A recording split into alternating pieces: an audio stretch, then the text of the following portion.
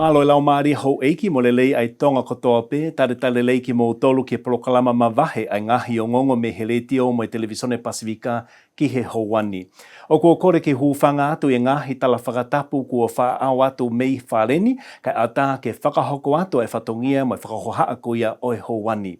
I he polokalamani o tau fia ke whakahoko ha pēnolo mo ha whepō talanoa aki mo kau whawhawhonga ko eni mei he tau purianga tonga me Ken Pela, a ia koe onga tangata me he ofisi o e eiki tala whekaulahi o tonga ki Australia, ko ke tisi tu i halingengie, pe mo tasimani telefoni, pe he foki ke whawhawhonga e purianga tonga, mai kau ngāwe tori ko Sione Waka. Te mautala noa whekau aki e polokalama tori fua e akau, mo no ngahi lelei ke ekonomika o tonga, mo ngahi whaamiri o e kau ngāwe tori. Te mautala noa foki kau ki ngahi tau no e polokalama, ngahi mea ke whakalelei, mo ngahi le soni ko tau ako me ai.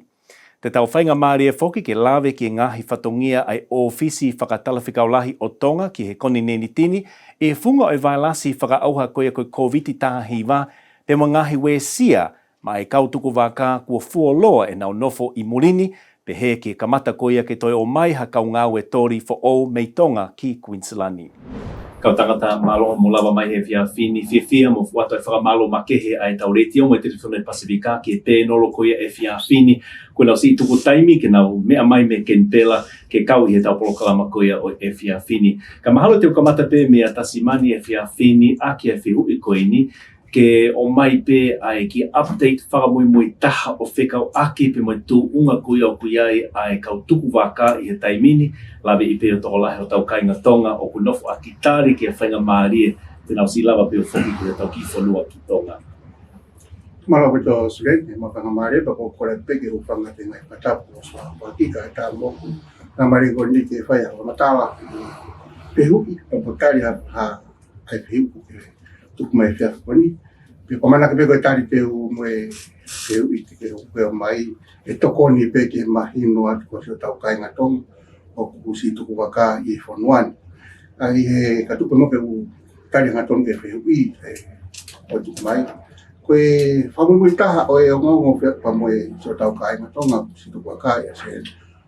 whenga maari ke na pokutona. Mōne au pito pe o toko lahi au pito asi o tau kainga tonga si tuku waka i ASEAN. Koe tari a whainga maari ke whai whoki ai i tonga. Pea o mahino pea e tūpunga ki ai ai polokalama koe ni ki te teo e a whoki so tau tonga kainga tonga. O ki ai pea ngahi makatuunga whau he pure a ngā ki ai pa menau palani ki whaka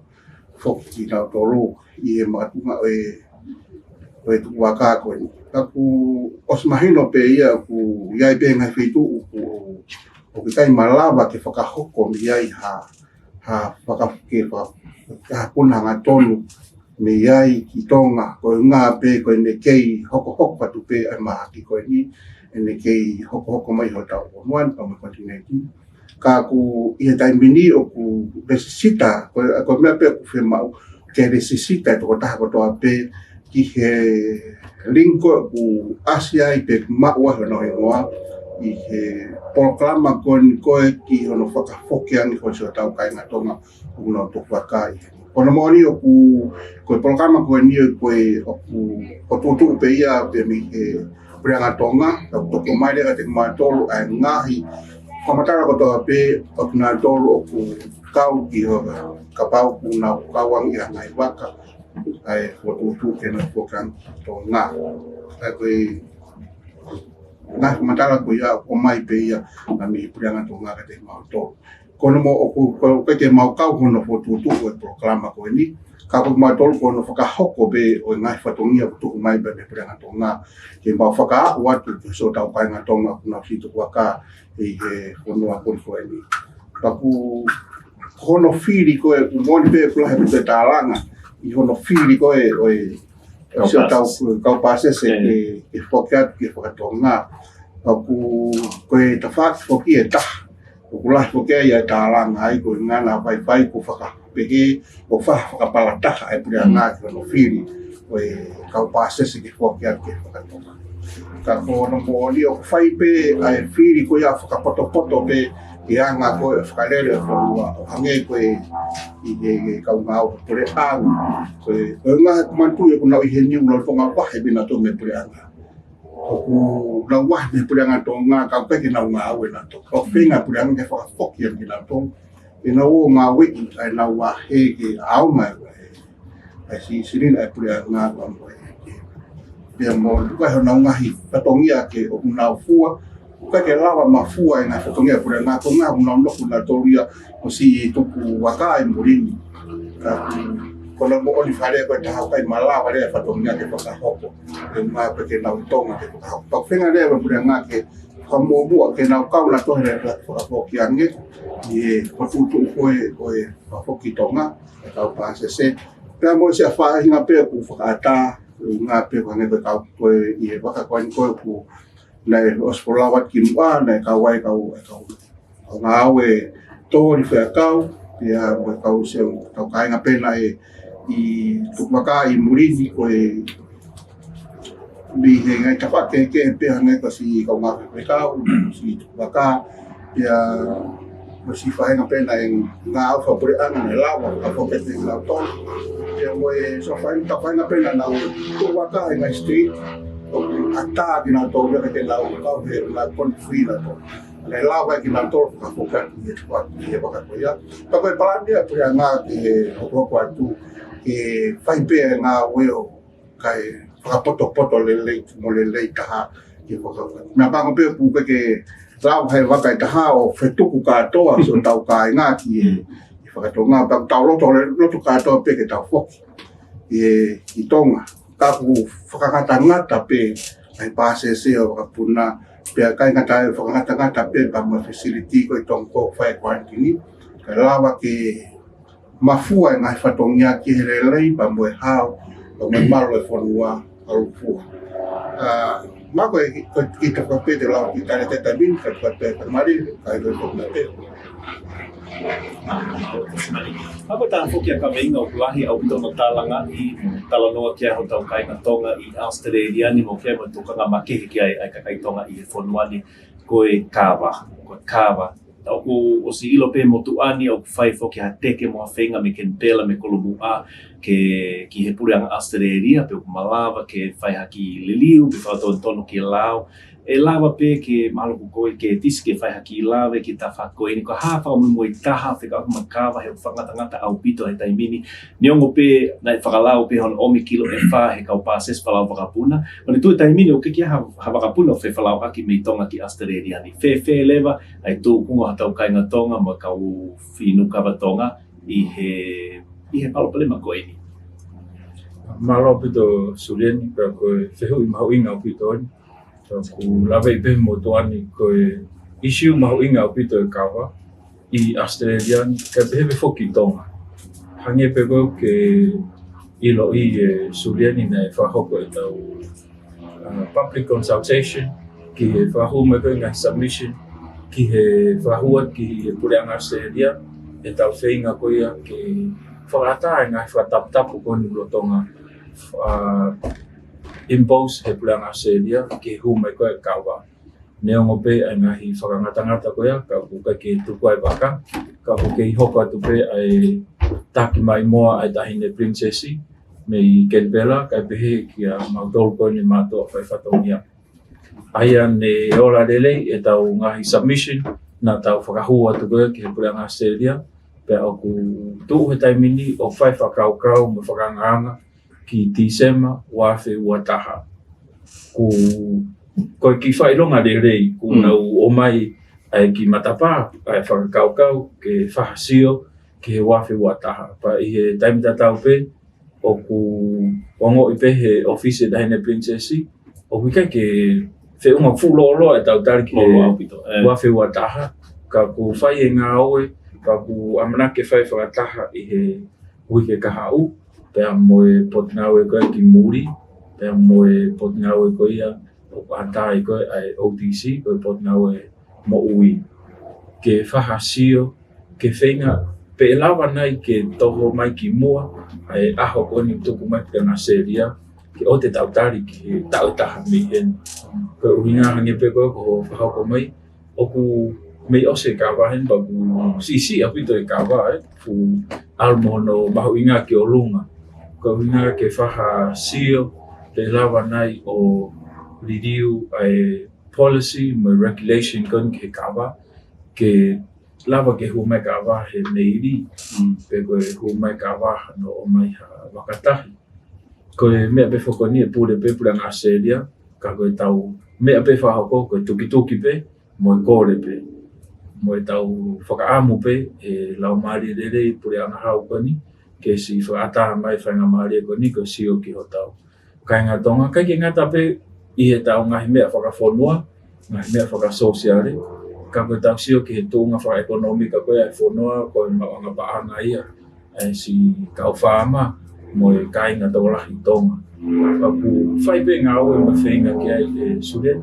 mo e tau lotu pe, mo whakaamu, e he waweni pe whainga maari e ke te whaatahangi ai ngai whaatap koe au roa tonga. Hi whaki ki he kawa. Ko tui maha koe ki tāri pe te rawa o te taimini ki kawa, maro abu. Malo ke disi fefe ai kau ngau e tori lawe i pe ngofua ki te hauma kilo e whakau pases wala wakapuna o kua ufoki ai ngofua koe ni ke kau ngau e tori o kuna lotonga kamaka mata mai eni ke nau whalau mai mei tonga ki Australia i toki ki ke he ia koe ui koe COVID-19 o tau ke iai pe i maamani rea taiti. O hina whoko e to unga koni ugiai koe he taimini e COVID, o ku ke he ngai whakataptapu ia koe ia. Ai pa ku kai ke ngofua ke hu mai ka wā ia i he tau repatriation flight koni ai wakwaka na e whahoko e mai na ko osi mo e waka ku a mana ke whahoko mai koe aho tūsite. Ai o ku kai ke kau ia it's a special charter flight o ku kai ke apply ki ai ngahi regulation ia koe as a normal flight ka pau ka waka no moro pe ka o mai ha kau pasese ewa. Ka tuku pe ke uange ko kukaunga ngā ue, ka sane waka, maha tene lawa o tokoni mai, o tānaki mai ki konga koea. Malo. Malo amita. So, kore pe mo ke uwhanga ai, atapu, asa, mawhanga ki rea koni. Kau tānaka pe ki pēr, o ke tisi. Ko hina pe koe ngahi whataptapu, koe no ku rotonga whanga kukukapu, COVID-19 ika ki e whakamafua ke o mai ha kawa i kau whalau mai koe ni, pe ko ha omu, pe ko ha mea whakatonga, an kawanga maheni ko kau whalau mai muia i taimi no molo kon koe ngai whalau. Ea ku e watapa kui pia pe ni e kora kultola ko na kurisila nini, ke whapapau i pe o ku malu mo hao ku kai ke e hangai me hu mai ki Australian. Ea la hoko ai tōna whola mai. Kuia. Lotonga ta tauno mo koe sione kau ki whaia ki whiu i atu whilawe i pe matau proklama e kau ngā ue tōni. Kau silo i puka proklama lelei i pe pulahi na kahi mo nuu whaka-ekonomika ki o tau ki whanua ki Tonga, ka ngata pe i he ekonomika whakalukufua o Tonga, ka kui ngahi whaamiri ki Tonga. Ka i he taimi te tau pe, o ku o si ai pe ngahi tala noa ke kehe o whilawe i mo ngahi tau pe ko ngahi palapalema whaka-sosiale, i anga kuia e nowhai ni he kautori. Te lawa whaiha ki tau poni pe ki whakama opo i he tawhaki koe ni ki ngahi wesi e whaka-sosiale ko hoko i he proklama koe ne kau ngā ue tori. Malo pito e kua maare koe ni pewa tahaina hui ngā pito.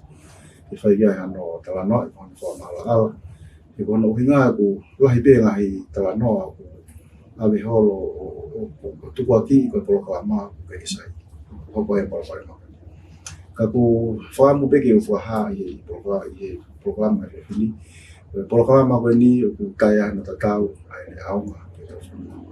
E whanua whakalungfua e ngata ika koe whaamiri. I he hoko koe e parapare maka whiri whaafon tui pe a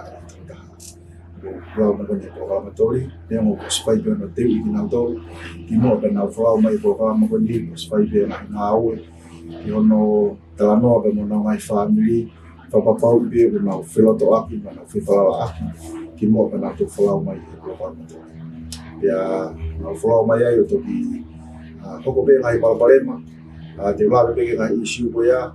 ko ngai Pulau be ngai ko free for tutu be ya. Itu tahu, ngawe ko tahu kamari ko ha kita mai ko no ke sisi ka ko kakai la he dan tahu no ke ai ka ko no si ma o fa kau foto ko ngahi tutu ni foto ka te na tolo ko na mai fa ko hoko ko na ko pare mo ni sulen fu ko no tupunga be ko fu roa ai no fo ka ngawe i programa ko no molo ko pe ko ya maheni lolo atau ko ma ko ni ku na i mahena pe ono pe ka pau eto ki lolo ang ya mahena hi ko na tu ko tai mini ko itu nga ko na tu ka ya sleria ni ko wa fa ai na ko sia ko ta na ngai mahena na no fo i ya sleria ni pe ko tu ko me a fe ko fo pe ki hoko ha ngai pal ma pe he i folo ai wa ma pe ngai fa e songe ulau ke kita ha tu aki programa tori da tu aki ate ta ko una pena pa pare ma ni ko na ko hoko ha ki ko COVID-19 onde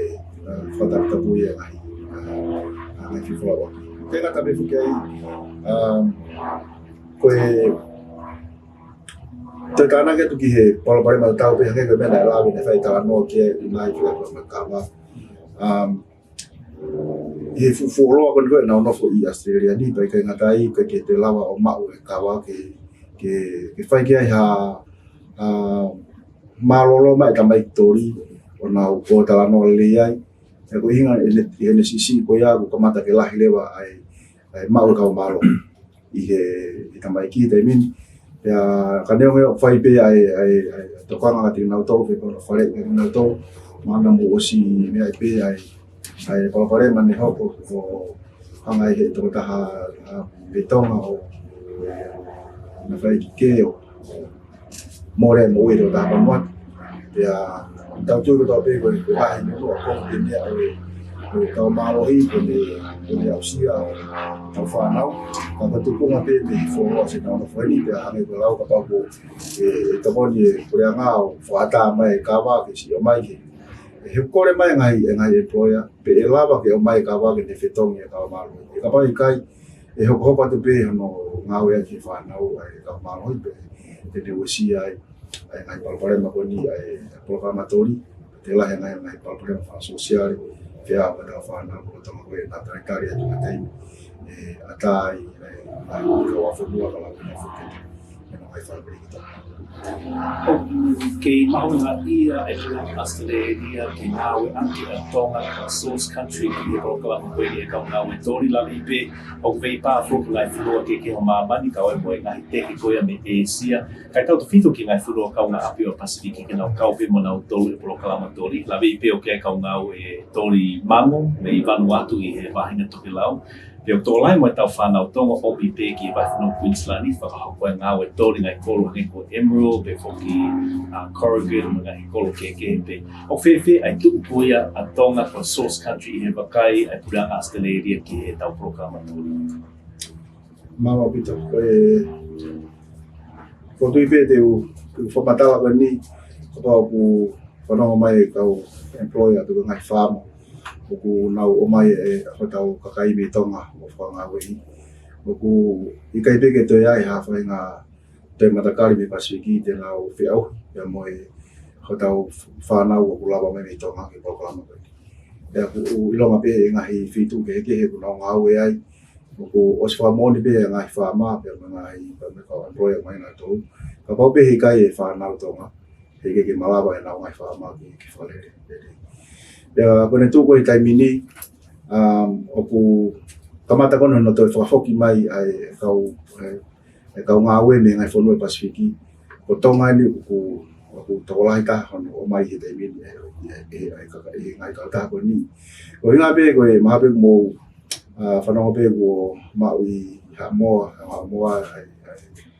COVID-19 pe ko ki Vanuatu pea o ku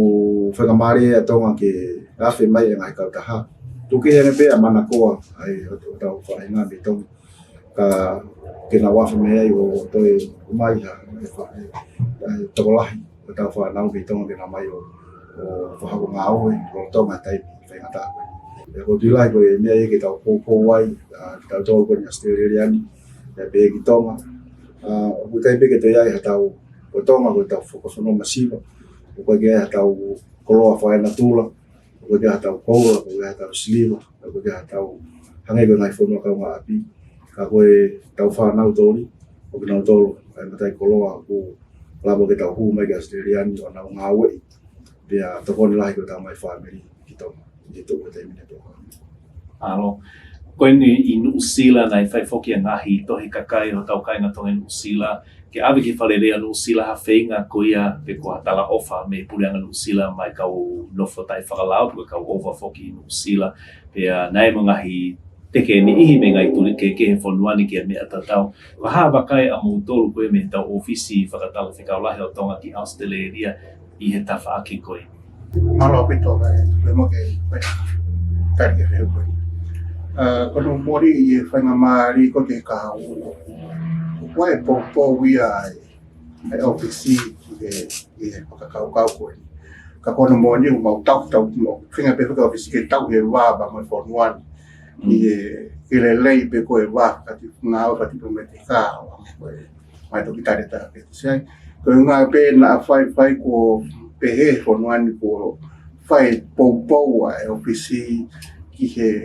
so tau kāinga ku nau si i mau i lawa whanua. Ka ako i mui pe o nau tua ai pou ia ai ofisi. He ko tai nuna whiutak mai ke ofisi ke ai hanga i tohi support e nau kore visa mo via mau whinga ke lelei taha kono whakahoko o i siwe ngai tohi ko ia ke whakahua ke nau ngai kore me. Ka kono mo ni mau pou ki mau tō ke teke koe koe. Ka kai ke mau whinga pe ke tauhi pe e lelei i wā whakawhinga aki ma moe whonuani. Nā whai kuna si whatonga i mai o teke mua ai ofisi ia i ngai tawhaki ko ia. Ka poti pe e te kanaka te kiti Koe alo apito. Whakaosi pe ia o ke hatoi mea taha mo loto ke tāna ki mai ha whekau mahu inga o mo amanaki ke whakahoko ki a tau kainga tonga. Tatu ki kainga tonga koe ni Australia o nau rotonga mamata mai ki Polokalamani mei homo office me Canberra pe he whoki Polokalamatori. Ata whenga maari koe ni ki a te motori. Malo apito Suliani koe tui mā koe konga mahu inga o pito koe whekau o tuku mai ke maurele mai moe ki Canberra ki Brisbane ka taki me he tahine tala whekau lahi koe uraki pe koe whahokat kono ofa ki he tonga kotoa pe o mea mai i Brisbane, Queensland moe tapa kotoa pe o Australia koe ua pe koe kore me tahine princesi whakamanatua pe ki he tonga kotoa pe mea mai mo tau he lao e whanua koni ke mo hoko ko tangata i whanua tonga, mo tangata i whanua Australia rele. Ko kai ke ngata pe tahin princesi ko e tawhikaulahi ko ambastoia tonga ki Australia. Ka koko e pe moao, o tau ambastoa ko tau pe ke whanua koni.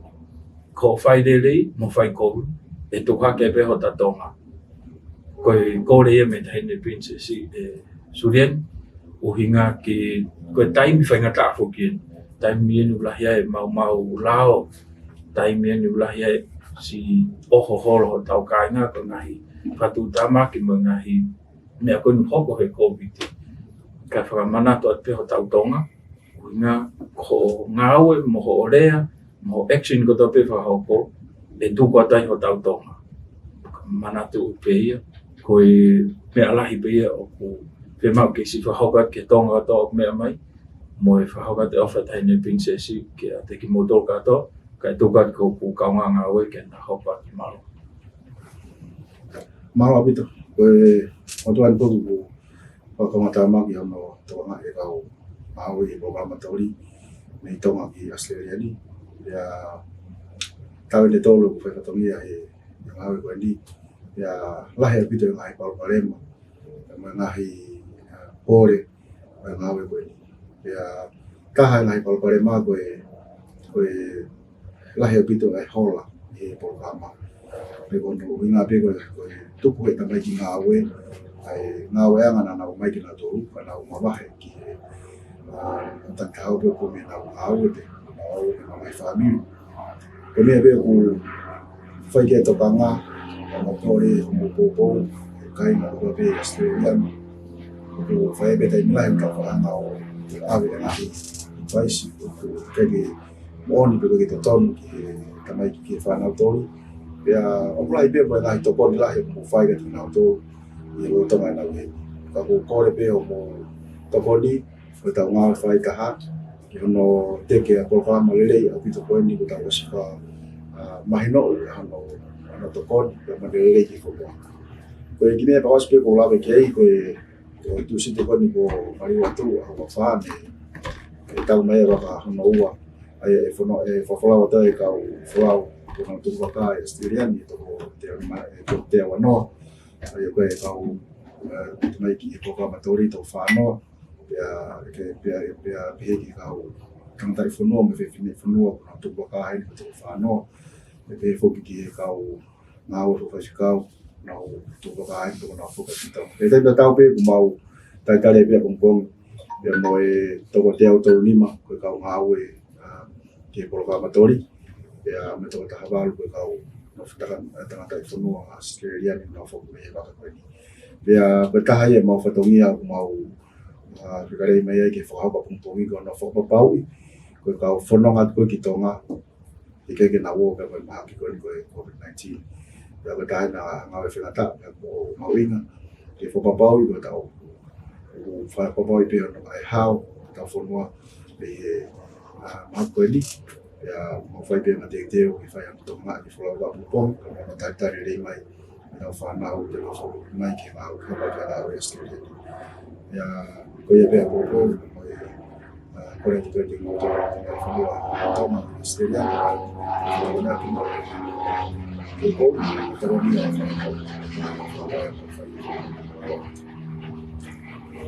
Kalau betul kemarin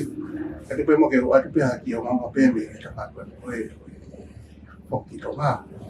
ada pe ka tau ma inga pitan ka se tau kai ngatonga no si tu ka ni ka mai fas ko ni ona mo ni fo ke ku ya e ngai pal pare ma ka ke ma usia yo tau kai ngatonga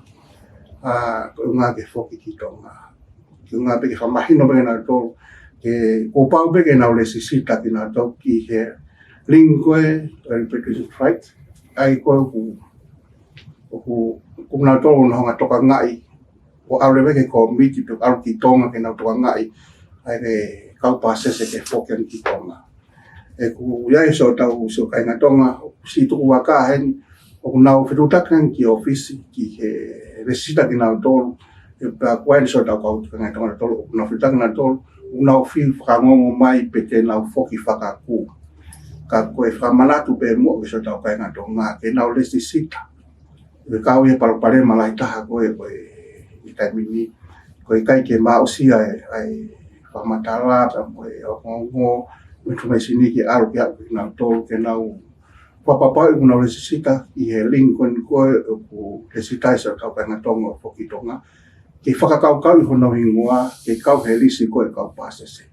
ko so ta ka no no pena to fa ka pe ke na to ki tambe ki office pe uta ka ki office ke fa ka ho no hingua ko me pe mau fare ka na to ke ula ki le sisita ka na hingua ki he Lincoln ni ka malava ke na ke ka ho no hingua fa ka ki na to fo ki tonga e koe pia koe ngā koe tupu andika tai mini o kume he wafe tupu ki tolu wafe so tau kai ngā tonga tupu a kaya se pia koe fufika lah ia ki whakakau paka kai kai tokoni e no hana e lesisita koe ki he Lincoln ni pe koe information koe ni ki hono whakakau koe palanu e kore a ngā ki ngai waka koe ke kahako ke whakafoki so tau kai ngā tonga no si tuku wakai. Malawa kwa ngā state o ku iai so tau kai ngā tonga ai no si tuku wakai. Pia kau peke na resita ngā tau ki ke Lincoln ko e hoki tonga. Pea ku kaile ke mausia information no ku kakato information ni ke whai ai whatutu ngau e pure ngatonga. Ka koko koe anga pifu ke kore ki o tau kai ngatonga ke mu ka taki o resi sita. Ke ngā koe kone ka atoa koe mo le sita ki ai tonu rewa e whakafuafua mo e palani e pure ngā. Ki ka hau ke ngai waka ke whoki ki tonga. Pore te ke kaore e wahe ngai pasese. Tai me ni wha i te ngia mai mo tuan e so tau kai ngatonga e pena fitu takiang pe ku hami ke nau ka wai i he vise ka pasese ku nau sio ko se aule ku waka ki tonga pe ku nau sio hami ke nau ka wai. Ka ko tuk whai ke pena nau se le sita. Ka tala mai te ki ai. Ka ko ku whambe e ka wate programani ke so ngana te whare kotoa pe nau ka tako le sita mo. Ke mau sio nau ingoa he programa fo ki tonga. Pea o kia mo mai palpare mai ihu asmai ka pe ka i asa pe mua. O kui ngahi whamatala whikata mo i whakaloloa e ngai visa nofo i ewa Australia. O kulahi apito no tōtou whiu i mai ka te au pe te whiutaken ke ofisi. Pako whenga pe mo rei taha ke omi ai ngai whamatala mo oli ki e kakai ko ia. O kia i pe ai visa o sa mai prenga Australia ke tokoni ka ki tautora. Ai information whakatonga, whakapara. Mu whakahino koe ke whakafone po. E una whai o ke paro parema, pe ki te mahino i ko hako i tari koe. O ko se atu pe whakahino whakatonga, ke mui ton pe ai. Ke tango ke whitari ke ikai, me whitari ke io, ke mui ai ki una whai kua paro parema o whakahua visa koe ni. I whakaloro a visa, i e visa o kai totongia. E tokoni lahi e ko tau puriang ko kia te tau tōru se tau kai ngatonga o si tuku waka i honuan o tau tari whakaongongo ai ki he palani e purianga ki ono whakapoki ko ki tonga. Ka ko amanaki pēr toko na te ki whamatala ko ni koe nga e mo tau si tuku waka e honuan. Malo pito e Tasmani seone pe mo ke tisi o kwato e whamalolo tohonga ia mo oni ai reti o mo i televisione Pasifika ia homo tuku taimi ke mo mea mai me i Kenpela pe mo Tasmania ke mo i heni ai Brisbane i Hawani pe mo e whamatala maala au pito ko mai he fia whini mo ngahi o ngongo mahu inga ko mo vai mai ki o tau kai ngatonga aunga au pito ia ki anga ko ia ai tau no fo i heni pe lahe ngai fi hui mahalo ne fe whiri ki ai ho tau kakai ka kutari ngai fi hui ko ia i he fia whini ake nau mea mai ki o mō ngahi whamatala e whiawhini. Ka ke malo au pito mō lava mai he whiawhini, pe o kwata tala manu kia tiki mō tolu i he fua whatongi o kuma whakahoko me Kenpela, a mai lei whakaluku fua hato ki whanua, ki tonga, pe he whoki ki he kainga tonga kutoa pe o kunofo i he whanua ni malo au pito, tua whātu. Ko e lava kakato e tau polokalama mawahe a reti o mo e televisione Pasifika ki he Hawani, pe makau ngau e koe ni me he tau puri angatonga, aia ko ke tisi tu i harangengie, pe mo tasimani telefoni me he ofisi whakatale whikaulahi o tonga ki Australia, kai o maa foki a Sione Waka, whawhafonga ko ia puri angatonga, mai kau ngau e tori. O ko mau whakatawang e pe foki na o lelei atu ki he ngahi loto whare kotoa ai polokalama ko ia o e Hawani. Mea te au Sulieni me heleti o mo e televisione Pasifika me Brisbane, malo au pito mo mea mai, ka mo mea tua o whātu.